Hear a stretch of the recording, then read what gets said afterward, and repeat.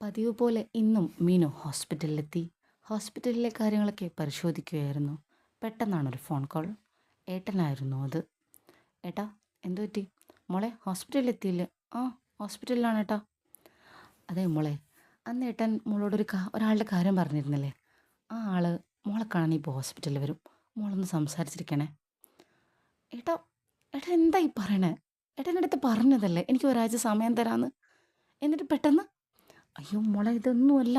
അന്ന് മോളോട് പറഞ്ഞ ആ കാര്യമുണ്ടല്ലോ, അയാളിപ്പോൾ പെട്ടെന്ന് ചോദിച്ചതാ മീനൊന്ന് കാണണമെന്ന്. അപ്പോൾ പിന്നെ എങ്ങനെയാ നോ പറയാ? അത് പറ്റിയില്ല, അത്രയേ ഉള്ളൂ. അയാളൊന്ന് വരും, ഒന്ന് സംസാരിക്കും, അത്രയേ ഉള്ളൂ. ഏട്ടാ, എന്നെ കൊണ്ട് പറ്റില്ല ഏട്ടാ. എൻ്റെ മോളെ, ഒരാഴ്ച സമയം മോക്കുണ്ട്. ഇതൊന്ന് അയാൾ വരുന്നതിന് മോളൊന്ന് സംസാരിക്കണം, അത്രയേ ഉള്ളൂ. ഏട്ടാ, പ്ലീസ് ഏട്ടാ. എടാ, ഒന്നുമില്ലടാ മോളെ, ഒന്ന് മനസ്സിലാക്ക്. അയാൾ വരും, മോളൊന്ന് സംസാരിക്കുന്നു, അത്രയേ ഉള്ളൂ. ഒരു കുശലം പറഞ്ഞ് അയാളങ്ങ് പൊയ്ക്കോളും. അയാൾ ഹോസ്പിറ്റൽ വരെ എത്തിയെന്ന് പറഞ്ഞ് വിളിച്ചിരുന്നു മോളെ, അതുകൊണ്ടാ. ഇപ്പം അയാൾ വരും, ഒന്ന് സംസാരിക്കുക, അത്രയേ ഉള്ളൂ. മോൾക്കത് ഓക്കെ ആണെങ്കിൽ നമുക്കിത് തന്നെ മുന്നോട്ട് പോകാം. അതല്ല എന്നുണ്ടെങ്കിൽ മോള് ആലോചിച്ചിട്ട് അടുത്ത ആളെ പറഞ്ഞാൽ മതി. ഏട്ടാ, മോളെ, ഒന്നുമില്ല. ഏട്ടൻ ഫോൺ വയ്ക്കുകയാണേ, അയാളിപ്പോൾ എത്തും. ഓക്കെ. ഏട്ടൻ ഫോൺ വെച്ചതോടെ മീനു വല്ലാത്തൊരവസ്ഥയിലായി. എൻ്റെ ദൈവമേ, ഒരാഴ്ചയുണ്ടല്ലോ എന്നൊക്കെ കരുതി ആശ്വസിച്ചതാ. രാവിലെ തന്നെ തുടങ്ങി. എന്താ ഞാൻ ചെയ്യണ്ടേ? ആർക്കും പറഞ്ഞാലും മനസ്സിലാവില്ല.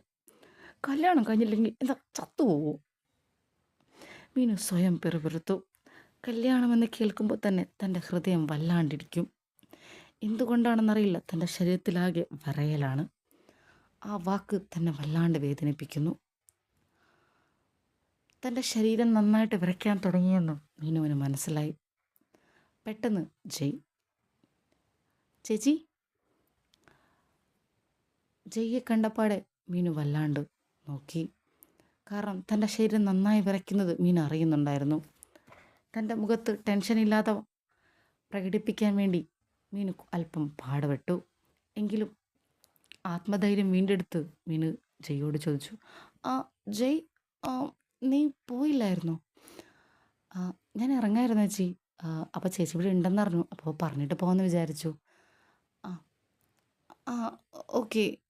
ആ ആ ടാബ്ലറ്റൊക്കെ ഞാൻ എഴുതിയിട്ടുണ്ട്, അത് കഴിച്ചാൽ മതി എന്ന് മീനു പറഞ്ഞു.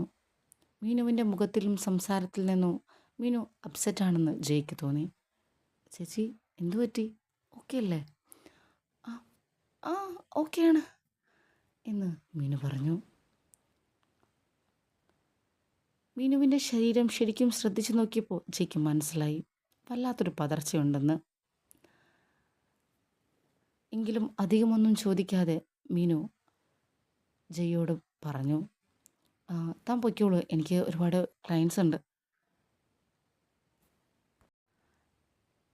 ജയ് ഇറങ്ങുന്നതിന് മുമ്പ് തന്നെ പെട്ടെന്നൊരാളുടെ ചോദ്യം, മേ കമിൻ? ആ ചോദ്യം കേട്ടതോടെ മീനു വിറയ്ക്കാൻ തുടങ്ങി. തൻ്റെ ഹൃദയം മിടിപ്പ് കൂടുന്നതും മീനു തിരിച്ചറിഞ്ഞു. പെട്ടെന്ന് തന്നെ മീനു അസ്വസ്ഥയായത് ആ ചോദ്യത്തോടെയാണെന്ന് ജയ്ക്ക് മനസ്സിലായി. ജയ് അയാളെ ഒന്ന് നോക്കി. ആരാണ് അയാൾ? എന്തിനാണ് ചേച്ചി ഇത്രയ്ക്ക് വിറയ്ക്കുന്നത്? എന്ത് പറയണമെന്ന് മറുപടി കിട്ടുന്നതിന് മുമ്പ് തന്നെ അയാൾ അകത്തേക്ക് കയറി. മീനു വല്ലാണ്ട് അസ്വസ്ഥയായത് ജയ് തിരിച്ചറിഞ്ഞു. എങ്കിലും ഒന്നും ചോദിക്കാതെ ജയ് ആ മുറി വിട്ടിറങ്ങി. മീനുവിൻ്റെ അസ്വസ്ഥതയുടെ കാരണം എന്താണെന്നും അയാൾ ആരാണെന്നും അറിയണമെന്ന് ജയ്ക്ക് തോന്നി. മുറിക്ക് വെളിയിൽ ജയ് കാത്തിരുന്നു. അയാളെ കണ്ടതോടെ മീനുവിൻ പരിഭ്രാന്തി കൂടിയെന്ന് മീനുവിന് മനസ്സിലായി. എങ്കിലും ആത്മധൈര്യം വീണ്ടെടുത്തു മീനു സംസാരിച്ചു. ഇരിക്കൂ, ഏട്ടൻ പറഞ്ഞിരുന്നില്ലേ ഞാൻ വരുന്ന കാര്യം? ആ ആ പറഞ്ഞിരുന്നു. ഞാൻ മുമ്പും ഇക്കാര്യം പറഞ്ഞ് വന്നിരുന്നു. അന്ന് മീനു എന്നെ കേൾക്കാൻ തയ്യാറായിരുന്നില്ല. അയാൾ വളരെ സൗമ്യമായി പറഞ്ഞു. ഉം. ചിലതങ്ങനെയാണ്. നമുക്ക് വിധിച്ചതാണെങ്കി അത് എത്ര വർഷം കഴിഞ്ഞിട്ടാണെങ്കിലും നമുക്ക് തന്നെ കിട്ടും. അല്ലേ? അയാളുടെ ആ വാക്കുകൾ കേട്ടതോടെ മിനുവിന് ശരീരമാസകലം ഇഴഞ്ഞു കയറുന്നത് തോന്നി. മറുത്തൊന്നും മീനു പറഞ്ഞില്ല. മീനുവിൻ്റെ മൗനം അയാൾ മനസ്സിലാക്കി. എനിക്കൊന്ന് കാണണമെന്ന് തോന്നി. അത്രയേ ഉള്ളൂ. അതാ ഞാൻ വന്നത്. പിന്നെ നമുക്ക് കൂടുതലായിട്ട് പരിചയപ്പെടാം. എന്നെക്കുറിച്ച് എന്തെങ്കിലും മീനുവിന് അറിയണമെന്നുണ്ടോ? ഏയ് ഒന്നുമില്ല. മീനു മറുപടി വളരെ ദേഷ്യത്തോടെയാണ് പറയുന്നതെന്ന് അയാൾക്ക് മനസ്സിലായി. ആം, എന്തായാലും നമുക്ക് വഴിയെ ഒരുപാട് സംസാരിക്കാം, പരിചയപ്പെടാം അല്ലേ? ബാക്കി അയാൾ തന്നെ പറഞ്ഞു. അതിനും മീനു മറുപടി പറഞ്ഞില്ല. എനിക്ക് കുറച്ച് തിരക്കുണ്ടായിരുന്നു. ഹോസ്പിറ്റലിൽ പേഷ്യൻസൊക്കെ വെയിറ്റ് ചെയ്യുന്നുണ്ട്. അതുകൊണ്ട് ഞാൻ ഇതുപോലുള്ള കാര്യങ്ങളൊന്നും ഇവിടെ സംസാരിക്കാറില്ല. അതായിരുന്നു മീനുവിൻ്റെ മറുപടി. അലക്ഷ്യമായുള്ള മീനുവിൻ്റെ വാക്കുകളിൽ നിന്ന് തന്നെ ഒഴിവാക്കാനാണതെന്ന് അയാൾക്ക് മനസ്സിലായി. ആ ഓക്കെ, കുഴപ്പമില്ല. നമുക്ക് ഇനിയും സമയമുണ്ടല്ലോ. ഞാൻ വെറുതെ ഒന്ന് കാണാൻ വേണ്ടി മാത്രം വന്നതാ. അത്രയേ ഉള്ളൂ. എന്നാ ഞാൻ ഇറങ്ങട്ടെ. ശരി എന്ന് മീനു മറുപടി പറഞ്ഞു. അയാൾ ഇറങ്ങിയ ഉടൻ തന്നെ ജയ് അകത്തേക്ക് കയറി.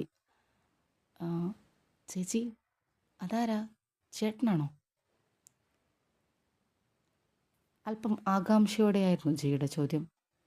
"നീ പോയില്ലേ ജയ്?" എന്ന് ദേഷ്യത്തോടെ മീനു ചോദിച്ചു. "ആ ആ ഞാൻ പോയതായിരുന്നു. അപ്പോൾ ഈ മരുന്ന് മുഴുവൻ വാങ്ങണോ എന്നറിയാൻ വേണ്ടി വന്നതാ." മീനുവിനോട് പെട്ടെന്ന് പറയാൻ തോന്നിയൊരു കള്ളം അതാണെന്ന് ജയ്ക്ക് തോന്നി. ഇത് ആൻറ്റിബയോട്ടിക്കാ. ഇത് മുഴുവൻ വാങ്ങണം." "ആ ഓക്കെ, അതൊന്ന് ചോദിച്ചു പോകാമെന്ന് പറഞ്ഞ് വെയിറ്റ് ചെയ്തിരുന്നതാ." "ആ ശരി." ജയ് ഇറങ്ങാൻ നേരം ഒരിക്കൽ കൂടി മീനുവിൻ്റെ മുഖത്തേക്ക് നോക്കി. മീനുവിൻ്റെ മുഖത്ത് നല്ല ടെൻഷൻ ഫീൽ ചെയ്തു. അതുകൊണ്ട് തന്നെ ഒന്ന് ചോദിക്കണമെന്ന് ജയ്ക്ക് തോന്നി. "അത് ചേച്ചിയെ പെണ്ണ് കാണാൻ വന്നതാണോ?" ജയ് ചോദിച്ചു. "ജയ്, മറ്റൊരാളുടെ പേഴ്സണൽ കാര്യത്തിൽ ഇടപെടരുത്." മീനുവിൻ്റെ മറുപടി വളരെ സ്ട്രോങ് ആയിരുന്നു. അത് കേട്ടതോടെ ജയ് പിന്നെയൊന്നും പറയാൻ നിന്നില്ല. "അല്ല, പെണ്ണ് കാണാൻ വന്നതാണെങ്കിൽ എന്ന് കരുതി ഞാൻ ചോദിച്ചെന്നേ ഉള്ളൂ. നിന്നോട് ഞാൻ പറഞ്ഞ നീ കേട്ടോ?" "ആ ഓക്കെ ചേച്ചി, ഞാൻ ഇറങ്ങാണ്." "ഇറങ്ങ, അത്രയേ ഉള്ളൂ." മീനു വളരെ ദേഷ്യത്തിൽ തന്നെയായിരുന്നു ജയ്യോട്. ചേച്ചി ഒരു കാര്യം മാത്രം പറഞ്ഞ് പൊയ്ക്കോട്ടെ." അവൻ വീണ്ടും പറഞ്ഞു. "എന്താ?" "ചേച്ചിക്ക് അയാളെ ഇഷ്ടപ്പെട്ടില്ലെങ്കിൽ വെറുതെ കല്യാണം കഴിക്കാൻ നിൽക്കല്ലേ. അയാൾ ഭയങ്കര പ്രായം തോന്നിക്കുന്നുണ്ട് ചേച്ചിയേക്കാൾ. ചേച്ചിക്ക് അത്ര വലിയ പ്രായം തോന്നിക്കുന്നില്ല. ഇഷ്ടമില്ലാത്ത വിവാഹത്തിന് വെറുതെ സമ്മതിക്കാൻ നിൽക്കണ്ട." ജയ്ക്ക് എന്തോ മനസ്സിലായെന്ന് മീനുവിന് മനസ്സിലായി. "അല്ല, വീട്ടിൽ നിന്ന് വിവാഹം കഴിക്കുന്ന പ്രഷറാണ് ചേച്ചിയുടെ മുഖത്തുള്ള ടെൻഷനായിട്ട് എനിക്ക് തോന്നിയത്. അത് ഞാൻ പറഞ്ഞതേ ഉള്ളൂ. എനിക്കത് ചേച്ചിയെ മനസ്സിലാക്കാൻ പറ്റും. കാരണം ഇതേ പ്രഷർ എൻ്റെ വീട്ടിലുണ്ട്. എനിക്ക് പ്രായം കൂടുന്നു, കല്യാണം കഴിക്കണം എന്ന് പറഞ്ഞാൽ അച്ഛനും അമ്മയും വല്ലാണ്ടൊരവസ്ഥയിലാണ് എന്നെ കൊണ്ടെത്തിക്കുന്നത്. പക്ഷേ എനിക്കൊരാളെ കല്യാണം കഴിക്കാൻ തീരെ താല്പര്യമില്ല. അതുകൊണ്ട് തന്നെ കല്യാണം എന്ന് കേൾക്കുമ്പോൾ തന്നെ എനിക്കങ്ങ് കലി കയറും." ജയ് പറഞ്ഞു. തൻ്റെ സെയിം അവസ്ഥ അനുഭവിക്കുന്ന ഒരാൾ എന്ന ആകാംക്ഷയോടെ മീനു ജയ്യെ നോക്കി. ഒരു തരം തലവേദനയാണ് ഈ കല്യാണം. ആരാ ഇത് കണ്ടുപിടിച്ചാൽ ഞാൻ എപ്പോഴും ആലോചിക്കും. ഈ കല്യാണം കഴിച്ചില്ലെങ്കിൽ ഇപ്പം എന്താ സംഭവിക്കുക? എനിക്കറിയത്തില്ല. കല്യാണം കല്യാണം എന്ന് പറഞ്ഞ ഒരുമാതിരി മനുഷ്യന്മാരുടെ ഉറക്കം കെടുത്തുന്ന ഒരു പരിപാടി ഈ ലോകത്ത് വേറെയില്ല. ജയുടെ വാക്കുകളിൽ മീനു ഒരല്പം ആശ്വാസം കണ്ടെത്തി. പെട്ടെന്നാണ് മീനു ഒരു കാര്യം ഓർത്തത്. "അതിന് നീ ഇതിനു മുമ്പ് കല്യാണം കഴിച്ചിട്ടുണ്ടോ?" "ഇല്ല." "എന്തിനാ ഇതിനു മുമ്പ് കഴിക്കുന്നത്?" "അല്ല പിന്നെ നീ എന്തിനാ കല്യാണത്തെ ഇത്രയും വെറുക്കുന്നത്?" "കല്യാണത്തോട് വെറുപ്പല്ല ചേച്ചി, കല്യാണം കഴിഞ്ഞാൽ വരുന്ന ബാക്കി കാര്യങ്ങളോടാണ് വെറുപ്പ്." "അതെന്ത് കാര്യം?" "എൻ്റെ ചേച്ചി, ഒരു പെണ്ണിന് ഞാനങ്ങ് കെട്ടിയാ പിന്നെ ഞാൻ അവളുടെ കാര്യങ്ങളൊക്കെ നോക്കേണ്ടേ. അവളെ ചെലവിന് കൊടുക്കണം. അവളെൻ്റെ തലയിലൊരു ബാധ്യതയായിട്ട് വരും. അവൾ പറയുന്നത് കേൾക്കണം. അവളുടെ എല്ലാ കാര്യങ്ങളും ഞാൻ അന്വേഷിക്കണം. എന്തൊക്കെ തലവേദനകളാ അതൊക്കെ. അതൊന്നും നടക്കുന്ന കാര്യമാണോ? മീനുവിന് ഒരല്പം ആശ്വാസമായി. മീനു ഒന്ന് ചിരിച്ചു. ഓ, അതാണ് പ്രശ്നം. അതുകൊണ്ടാണ് നീ കല്യാണം കഴിക്കാത്തത്. ആ, വെറുതെയല്ലേ ഈ തലവേദനയൊക്കെ എടുത്ത് നമ്മൾ തലയിൽ വെക്കുന്നേ. എൻ്റെ കാര്യം അതല്ല, ഓപ്പോസിറ്റാ. എനിക്ക് തീരെ താല്പര്യമില്ല, അത്രയേ ഉള്ളൂ. തീരെ താല്പര്യമില്ലെങ്കിൽ പിന്നെ വെറുതെ എന്തിനാ കെട്ടുന്നേ? കെട്ടാൻ നിൽക്കേണ്ട ആവശ്യമില്ല. ചേച്ചി ഇങ്ങനെ അങ്ങ് ജീവിച്ചാൽ പോരെ. ഞാനിപ്പോൾ ഇത്ര കൊല്ലമായിട്ട് ഇങ്ങനെ ജീവിക്കല്ലേ. ഈ ജീവിതത്തിൻ്റെ ഒരു സുഖം ഇവർക്കൊന്നും പറഞ്ഞാൽ മനസ്സിലാവില്ലെന്നേ. ജയുടെ വാക്കുകൾ ഒരല്പം ആശ്വാസം തോന്നിയത് കൊണ്ടാവാം മീനു കേട്ടിരുന്നു. എൻ്റെ അവസ്ഥ അത് തന്നെയാണ്, വിവാഹത്തോടുള്ള വെറുപ്പ്. പക്ഷെ അത് വീട്ടുകാരെ പറഞ്ഞ് മനസ്സിലാക്കാൻ പറ്റുന്നില്ല. അതാണ് പ്രശ്നം. എന്നെ ഈ വയസ്സിൽ കെട്ടിച്ചില്ലെങ്കിൽ എൻ്റെ ജീവിതത്തിൽ ഇനി വിവാഹമില്ലെന്ന് ഏതോ ഒരു ജ്യോതിഷ പ്രവചനം. അതും പിടിച്ചിരിക്കുക വീട്ടുകാർ. അതുകൊണ്ട് എന്നെ ഈ പ്രായത്തിൽ കെട്ടിക്കുക, അതാണ് അവരുടെ ഉദ്ദേശം. ഓ, അപ്പം അതാണ് കാര്യം അല്ലേ? അതാ പ്രശ്നം. ആ, പിന്നെ ചേച്ചിക്ക് കുറവൊന്നുമില്ലല്ലോ. അതുകൊണ്ട് തന്നെ കെട്ടുന്നതിൽ വലിയ തെറ്റൊന്നുമില്ല. അത്യാവശ്യം നല്ല രീതിയിലുള്ള ഒരു സാമ്പത്തികമുണ്ട്. കാണാനും സുന്ദരിയാണ്. വേറെന്താ പറയണ്ടേ, ഡോക്ടറാണ്, സിനിമാ താരമാണ്. ഇങ്ങനെയുള്ള ചെറുക്കനെ വേണമെങ്കിലും കിട്ടുമല്ലോ. അതുകൊണ്ട് തന്നെ വേറെ പ്രശ്നങ്ങളൊന്നും ഇല്ലല്ലോ. ഉണ്ടല്ലോ. അതെന്താ? എനിക്ക് താല്പര്യമില്ല എന്നതൊരു പ്രശ്നമാണല്ലോ. ആ, അതൊരു പ്രശ്നമാണ്. എനിക്ക് കല്യാണം കഴിക്കാൻ തീരെ താല്പര്യമില്ല. ഇനി ഈ ജീവിതത്തിൽ ഇനിയൊരു കല്യാണം കഴിക്കില്ല എന്നതാണ് എൻ്റെ ശപഥം. അത് പാലിക്കാൻ എൻ്റെ വീട്ടുകാർ സമ്മതിക്കുന്നില്ല. അതാണ് എൻ്റെ പ്രശ്നം. തൻ്റെ മനസ്സിലുള്ളത് ഒന്നും വെക്കാതെ തന്നെ ജയ്യോട് പറഞ്ഞു. എന്തിനാണ് ജയ്യോടത് പറഞ്ഞതെന്ന് പെട്ടെന്നാണ് മീനു ഓർത്തത്. ജയ് തൻ്റെ ആരുമല്ല. മുമ്പ് ഒരു തവണ മാത്രം കണ്ടുള്ള പരിചയം. എന്നിട്ടും താൻ ഇക്കാര്യങ്ങളൊക്കെ ജയ്യോട് എന്തിനു തുറന്നു പറഞ്ഞു? അതോർത്തപ്പോൾ ബാക്കി പറയാൻ മീനുവിന് മനസ്സ് വന്നില്ല. മീനു അവിടെ നിർത്തി. ചേച്ചി വിഷമിക്കണ്ട, എല്ലാം ശരിയാവും. നമ്മൾ പറയുന്നത് വീട്ടുകാർക്ക് മനസ്സിലാവില്ല. കാരണം അവരുടെ ഭാഗത്ത് അവർക്കാണ് ശരി. അവർ പറയുന്നത് മാത്രമാണ് ശരി. നമ്മുടെ അവസ്ഥ നമുക്കല്ലേ അറിയുള്ളൂ. എന്തായാലും ഈ പറഞ്ഞു വന്ന ഈ കക്ഷിയുണ്ടല്ലോ, അയാളെ ചേച്ചി കെട്ടാൻ നിൽക്കണ്ട. എൻ്റെ ഒരു റിക്വസ്റ്റാണ്. ചേച്ചിക്ക് തീരെ മാച്ചല്ല. അയാൾക്ക് നല്ല പ്രായം കാണുന്നുണ്ട്. എന്നാൽ ശരി ചേച്ചി, ഞാൻ ഇറങ്ങട്ടെ. ശരി.